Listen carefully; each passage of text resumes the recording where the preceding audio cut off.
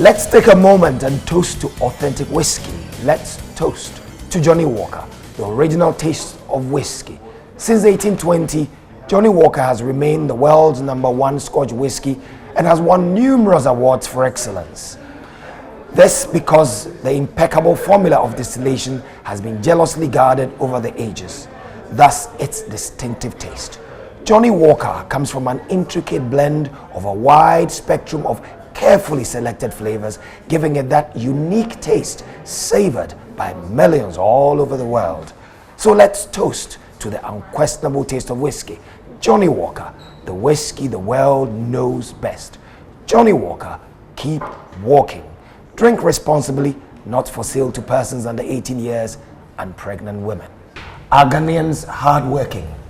Yes, I believe they are. I don't buy the line that Ghanaians are lazy. I see Ghanaians as hardworking people. Ghanaians are hardworking. Are Ghanaians different from Nigerians? Well, why is that funny? Because it's a typical question. Certainly. Because it's a typical question. Well, in terms of character, I would say generally speaking, Ghanaians are different from Nigerians. I see you want to get me into trouble by all means. But we're too soft. How do you tell? There are two men or women walking up the road. How would you tell?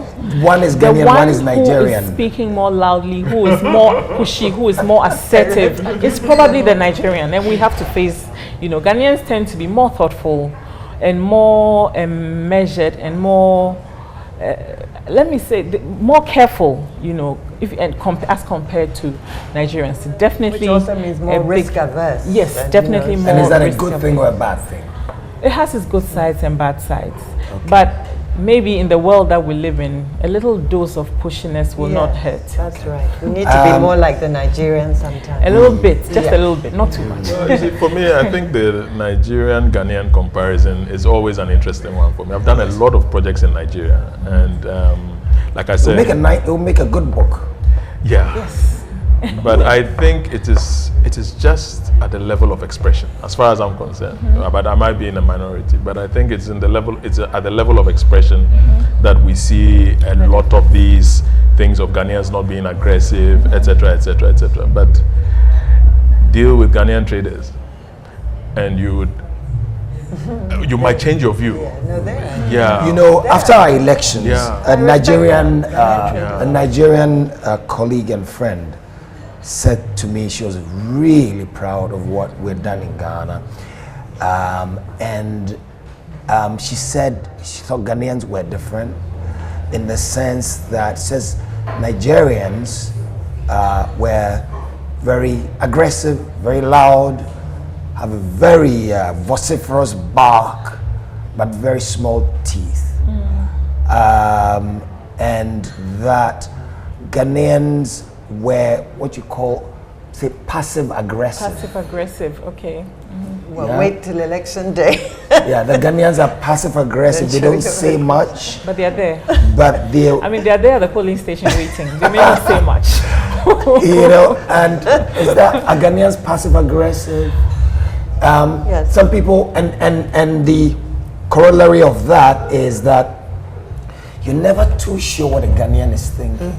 Yes. Is that true? Yes, I think that's. I think it's rightly so. An adult must not betray his thoughts all the time. What did you say, Eric? I said an adult must not betray his or her thoughts all the time. So I think rightly so. And I think in a way, personally, it's part of the legacy, the legacy of revolutions, especially the last big one that we saw, because we are still in the generation of people that experienced that revolution quite directly. I think it affected our character in ways that we have not properly examined. What was it called? The silent thing. What was it called? The culture of silence it was a big thing. It was a big deal. I think that it had a very big effect on us as a people. We just haven't taken our time to examine it properly. So I've got a Mamia Bar sent this from Facebook, says they are not, well, she says you're not answering the questions. Me. Well, all says of us. everybody. Okay. Well, Mamia, but you could answer the question for us, right? Because the question is to everybody, including yourself. That's why we are live on FB. Ajewa says this, and Ajewa sends it from Osu, and it's by WhatsApp. Says interesting discussion with the panelists. I'm a Ghanaian, but I feel more like an Ashanti more than a Ghanaian. I believe so many people feel the same way, and she's asking why is it so. Ajewa, maybe you can tell us why you feel that way. Ken Ken Sowu in the UK says, Nigerians abroad see themselves as families, but we Ghanaians living abroad see ourselves as competitors. That is why helping a fellow Ghanaian is a problem.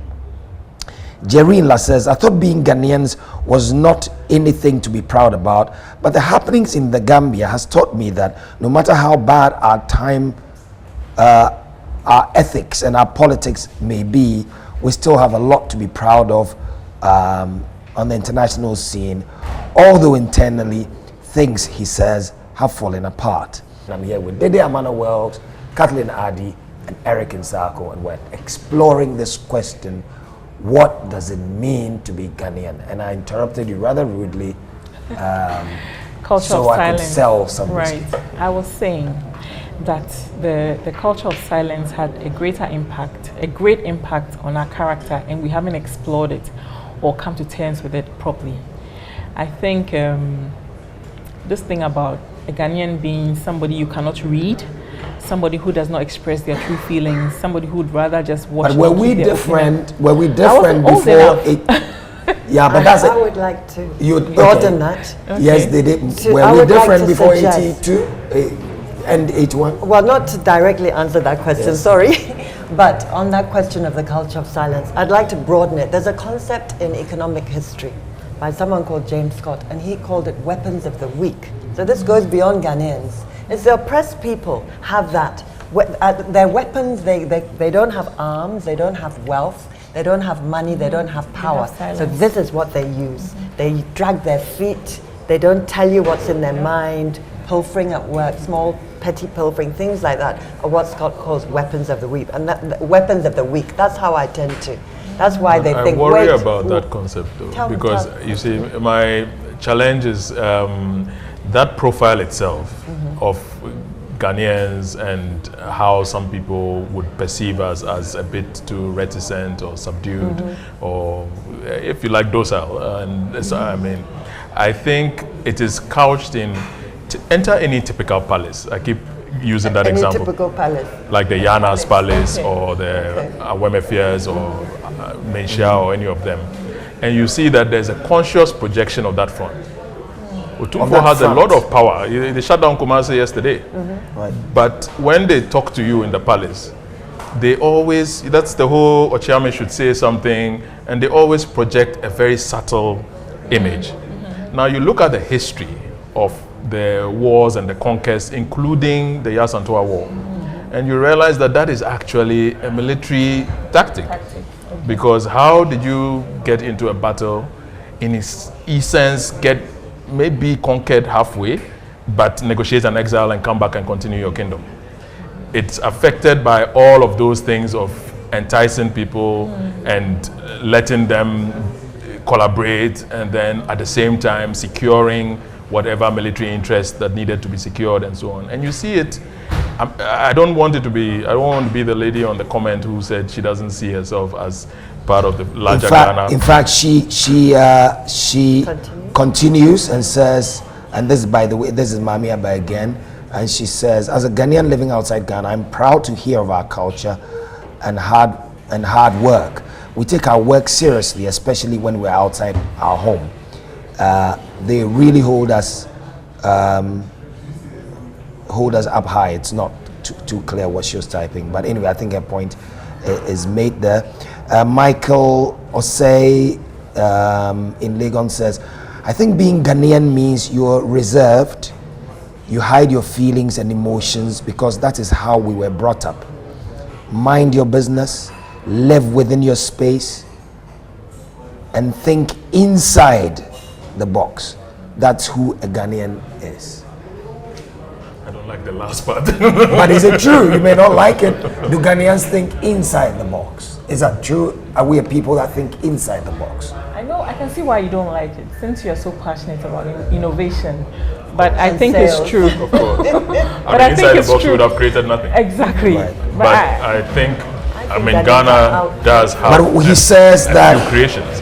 So- is it true we are reserved, we hide our feelings and emotions because that's how we're brought up? Are we brought up Well, to not that I express agree with. ourselves what I don't know and also if challenge if we people were and that ask way questions? pre-revolution. What I do know is that the revolution must have had an impact, but I can't tell if that's how we were pre a 20-year revolution adventure. But the quote-unquote revolution also said power to the people. Well, that wasn't really real, was it? That if you're given orders that you don't believe are right, you should, Democratization of violence. you should challenge it, you should That question only it. no, that depended on where the order was coming from. As is the case with these types of revolutions. It Are depends we on questioning people? Do we question? to the Do we extent that challenge? if you're a questioning Authority. person in our society, you become marked. I don't think get we're- into trouble for Yes, questioning. I know. So But on that social would media so- now, so- people do question a lot. Yes. and There's an challenge. art of speaking. Because now there's Yeah. a medium to Yes. do it. There's an art where of you can do it speech. with impunity. No Right. one can reach into Facebook. There's an art of There's an art of speech in our culture. And I think it is wonderful to see how opposition expresses itself in the traditional setting. They tell the ruler what they like, but there's a way to say it. Yes, And proverbially. if you continue to say it in the method that is approved, you get into no trouble at all. trouble at all. So we place a lot of emphasis on that. The Igbo of Nigeria also place a lot of emphasis on that when they say proverbs are the house of speech and so on and so forth. So Essentially speaking in circles. it's not circles, it's using A metaphors, roundabout way using rich to- language. You don't go directly. And I think every nationality, the British use dry humor, Dry humor. and they use it well, but Americans find that very boring. And when you ask him how the day is going and he says British, it means that it's not working. So everybody has a culture, and you just have to make it work. I run out of time. Okay. I'm just reading one quick message and think of one word each that you'd associate with being Ghanaian. But this message is from my friend Kofi Opariado, and says, my question is, how do we reconcile the deconstruction of citizenship by globalization and citizenship in a geographical space? There's a growing phenomenon where wealthy people with investments, property and business interests across the world see themselves as non-statal. For them, citizenship may not express itself in any civic engagement, unlike others who connect to Ghana by living in Ghana. So thanks for that from Kofi. One word you'd associate with the Ghanaian soul. The one word I will associate with the Ghanaian soul and the Ghanaian being is cultured. Cultured. Kathleen? Eric first. Okay. Dignified. Dignified. Oh, you took my word. No, I can't use one word. You can't use one word. A people of great potential. And people of great potential. My one word is Ghanaian. Whatever that means, Ghanaian. It's just that what they say, je ne sais quoi. It's intangible. You can't describe it. It's an X factor. It's ephemeral. It's everything. Many things. Just Ghanaian. Up for interpretation wherever you are in the world.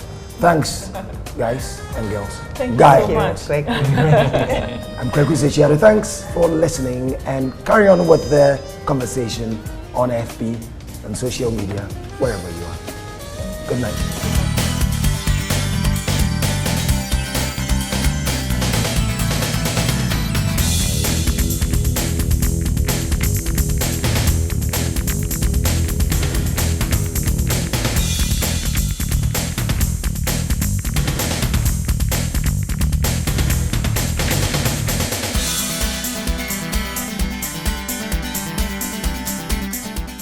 The Lounge, proudly brought to you by Johnny Walker. Keep walking.